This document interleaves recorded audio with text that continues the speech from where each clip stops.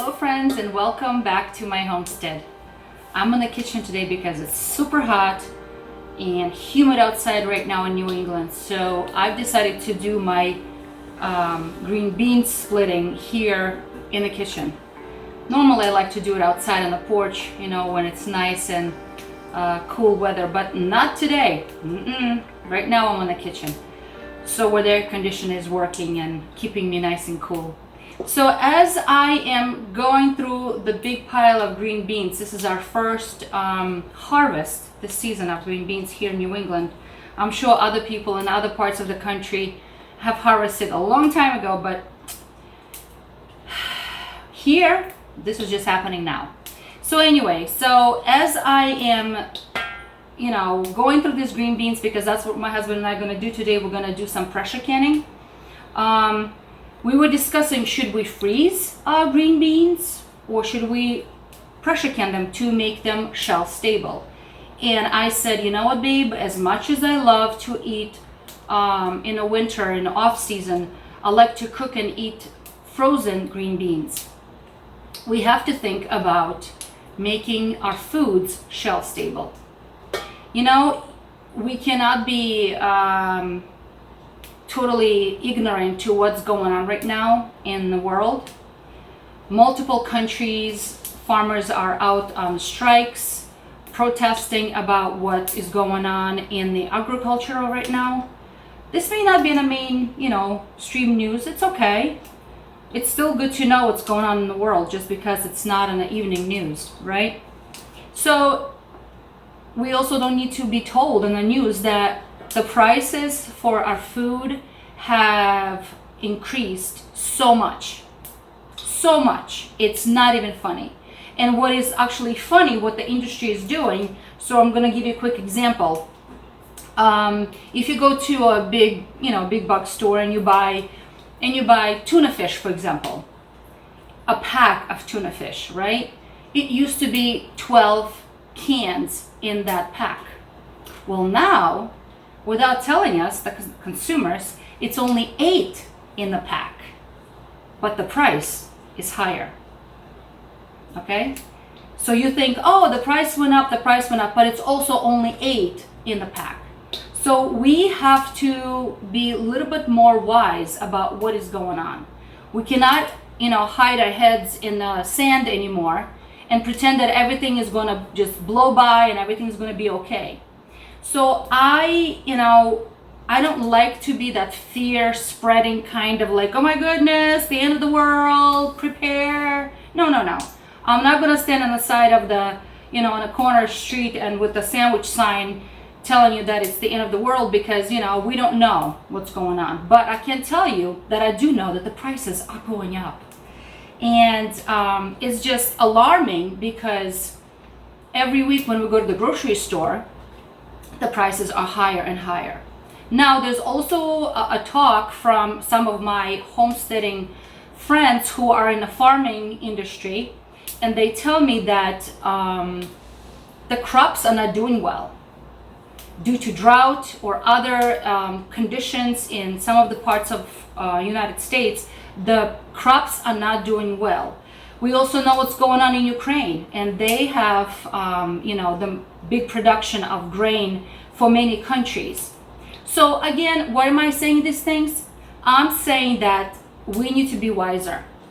Many ancient books, including the Bible, do talk about, you know, what a wise man is and what is a foolish man.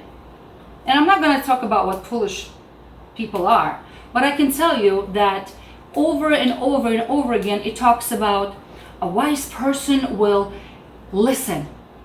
A wise person will learn. And I'm paraphrasing all of this. A wise person will not ignore the teachings of their father. And a wise man will not shy away from learning new things, new skills. We see that in many ancient books and teachings. So I was recently reminded about the stories that my dad shared. See, my dad was born before the World War II back in the old Soviet Union. And at one point, when he was very small, his family left Ukrainian village where he was born, and they moved to Crimea. And the reason for that was because there was starvation.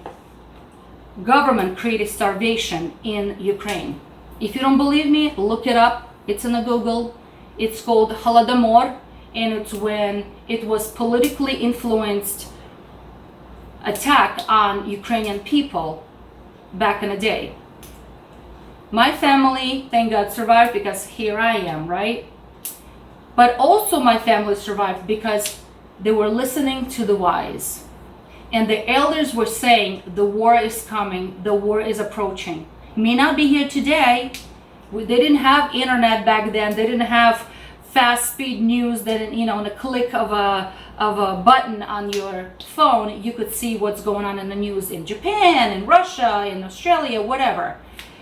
It took months for news to arrive, if not years. But the rumors of war or the stories of war were discussed. World War II. Now, one of my great uncles was a very wise guy. And he said, well, actually he didn't say, he kept it a secret.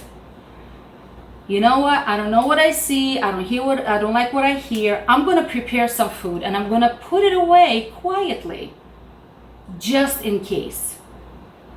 Now, I don't want to give everything away because recently a friend of mine who is a photographer and a filmmaker and producer, him and I worked on creating a short film about my dad and about his life.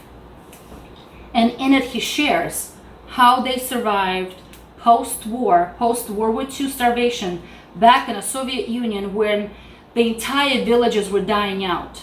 But our family survived. How did they survive? Because they were listening to the wise and they were not afraid. They were looking to what's going on around them. So where are you going with this, Lilia? What are you talking about? What am I talking about? Store the food away. Put some away, things that you know your family will like to eat. I'm not saying put away junk food. I'm not going to mention what it is, but you know what I'm talking about, right?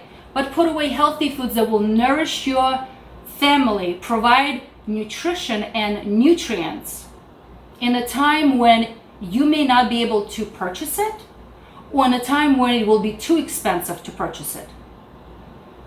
We don't have to go far back, 50, 70, 80 years back to the wartime, right? Let's talk about what happened when the pandemic first began in 2020. I remember going to the grocery store and I could only buy one package of meat per person. And the entire aisle of produce was empty, completely empty.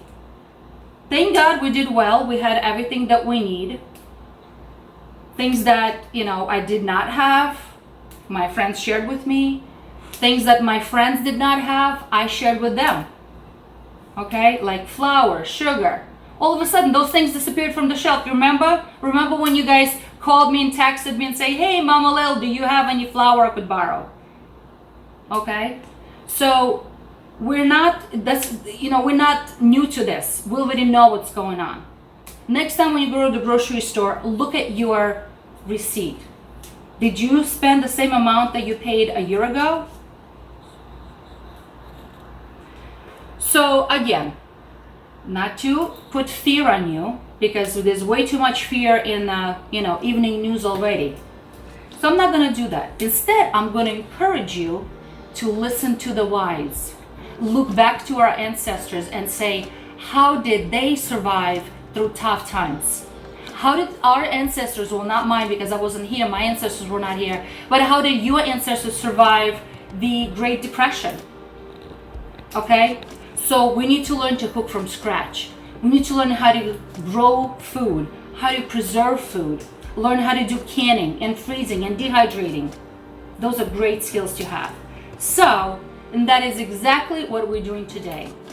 So I'm going to be prepping all of these green beans, and we're going to be doing some pressure canning. I'm not going to show you how to do pressure canning because there are plenty of videos out there about how to do it. All you need is green beans, some hot water, maybe a little salt if you like, jars with lids, and a pressure canner, because this is low acid food and you need to pressure can it. So anyway, on this note, I hope you guys walk away from this video encouraged and try to preserve some food. So try something new.